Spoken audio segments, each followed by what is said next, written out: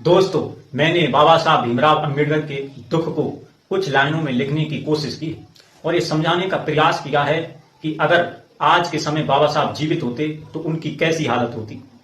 तो बिल्कुल ध्यानपूर्वक सभी सुनना और समझने की कोशिश करना।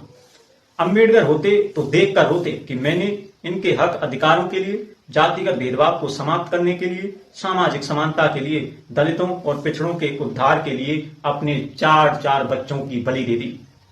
आजादी के 80 साल बाद भी जब देश में संविधान लागू है, ये लोग अधिकारों के लिए लड़ना तो दूर, इनको अपने अधिकारों के बारे में पता भी नहीं है। संविधान की समझ नहीं है, कानून की जानकारी भी नहीं है, क्योंकि इनका बस एक बात पर जोर है, शराब पीना, सट्टे लगाना। अब आप समझ सकते हैं, जो व्यक्ति शराब में लिप्त है, सट्टे लगाता है और अधिकारों के बारे में, संविधान के बारे में, कानून के बारे में उसको कुछ पता ही नहीं है, क्या वो आंदोलन कर पाएगा?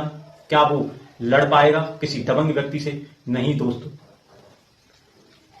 अगर आप बाबा साहब का सच्चा सम्मान करते हैं, अगर आप मानते हैं कि बाबा साहब ने हमारे लिए संघर्ष किया और अपने बच्चों तक की परवाह नहीं की, तो आप कुछ भी काम करते हो, आई डोंट केयर, कुछ भी काम करो, कारीगर हैं, नौकरी पैसे वाले हैं, मजदूर हैं, कुछ भी काम करते हैं, लेकिन आप में एक चीज की समझ होनी चाहिए, संविधान की समझ, अपने अधिकारों की समझ, कानून की समझ।